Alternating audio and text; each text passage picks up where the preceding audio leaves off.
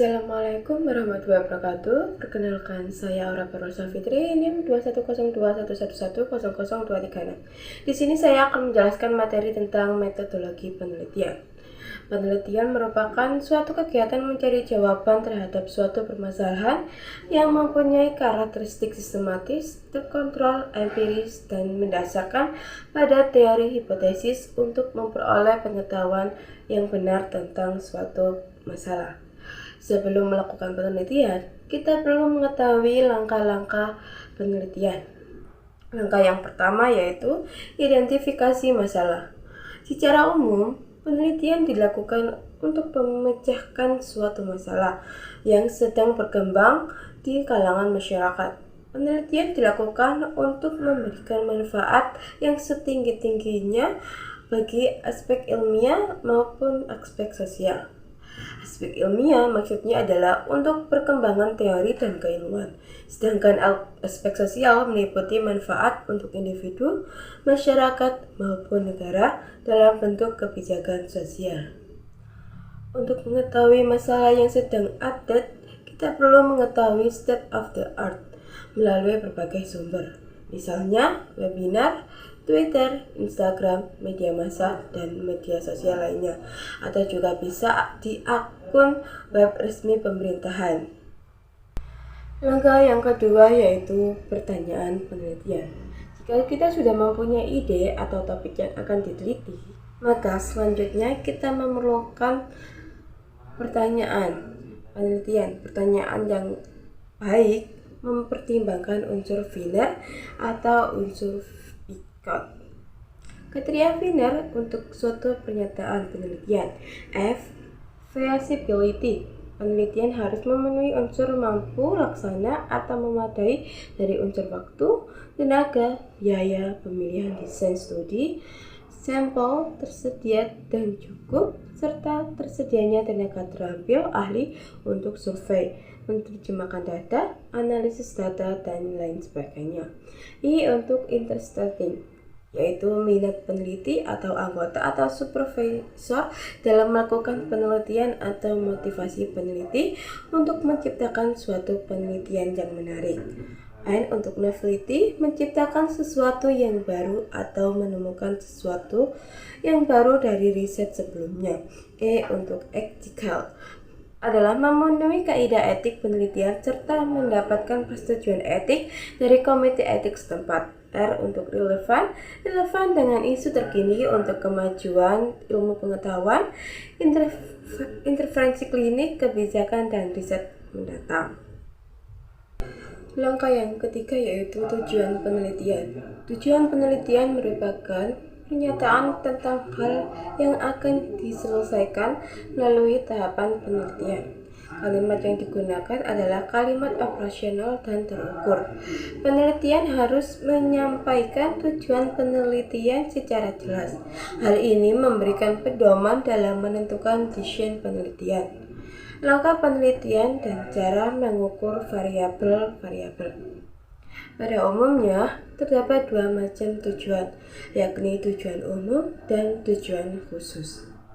Tujuan umum membuat pernyataan keseluruhan kegiatan yang akan dicapai melalui penelitian, sedangkan tujuan khusus dinyatakan dalam kalimat lebih detail.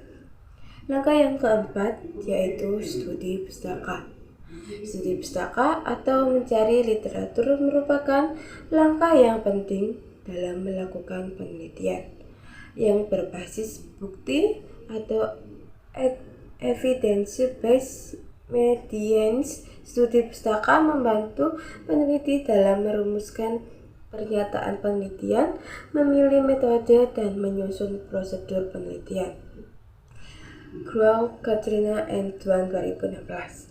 Penelitian perlu memilih dalam memilih literatur yang update dan relevan dengan penelitian yang akan dilakukan. Sebaiknya pustaka dari hasil penelitian dipilih 5 tahun terakhir dari web resmi perguruan tinggi atau pemerintahan. Tidak bersumber dari blog, namun untuk referensi teori boleh saja digunakan sumber yang sudah diterbitkan berpuluh-puluh tahun yang lalu. Langkah kelima yaitu hipotesis penelitian. Hipotesis penelitian atau pertanyaan penelitian. Tujuan dari hipotesis adalah bagian penelitian yang sangat penting dan harus mempunyai benang merah. Pertanyaan penelitian dapat dikembangkan dari kriteria Wiener atau Picot. Pertanyaan penelitian yang baik harus rinci, meliputi populasi yang dituju, menarik bagi komunitas ilmiah dan publik, memiliki relevansi dengan kebutuhan dan memberi manfaat untuk pengetahuan dan klinis, memenuhi standar etik dan penelitian secara global.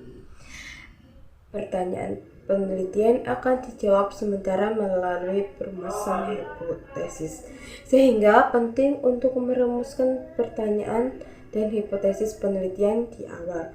Seperti halnya pertanyaan dan tujuan penelitian, maka hipotesis juga menentukan jenis dan desain penelitian, populasi target, variabel, cara mengukur variabel, cara analisis data, dan pengujian statistik. Berikut adalah tips untuk mengembangkan pertanyaan penelitian, tujuan, dan hipotesis. Menurut Frago et al. 2010, 1. Yaitu baca dan kembangkan pertanyaan penelitian dan hipotesis dari sumber bacaan berupa systematic review atau meta-analisis. Yang kedua yaitu bacalah isu terkini dan teknologi yang mencegah yang canggih dan berkaitan dengan topik penelitian. Yang ketiga yaitu carilah dan mintalah masukan ekspertis, mentor, kolega, dan kolaborator untuk mengembangkan pernyataan penelitian dan menjadi arah pelaksanaan riset selanjutnya. Yang keempat yaitu gunakan kriteria Wiener atau Picot. Yang kelima yaitu kembangkan tujuan penelitian, pertanyaan penelitian, dan hipotesis penelitian. Yang keenam yakni yakinkan bahwa pertanyaan dan tujuan penelitian dapat dijawab, terjangkau, fleksibel, atau mampu dilaksanakan dan relevan dengan isu terkini. Langkah keenam yaitu tentukan metode penelitian. Bagian penting dari metode penelitian adalah desain peneliti. Menentukan desain penelitian berdasarkan rumusan masalah, pertanyaan penelitian, tujuan, dan hipotesis.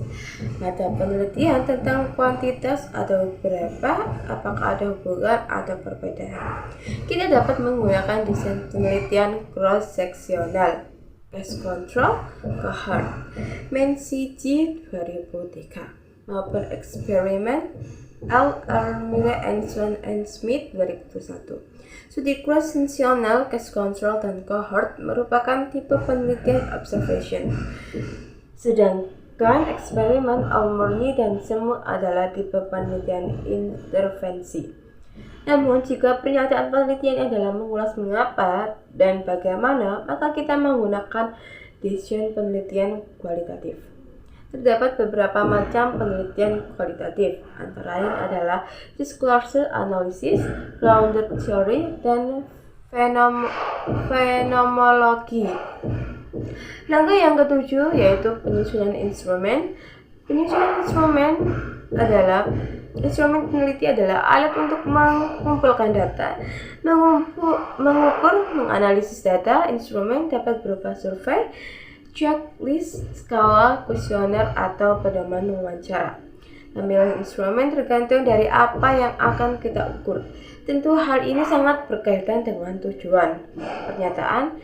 Hipotesis penelitian yaitu Sullivan 2011, Brazilian University 2015. Berikut adalah karakteristik instrumen yang baik,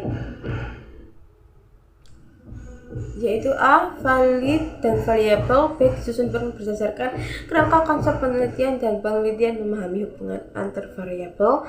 C. Menjadi alat pengumpul data yang cocok dan relevan dengan topik penelitian. Yang D. Dapat mendukung penelitian dalam menemukan jawaban penelitian atau membuktikan hipotesis penelitian.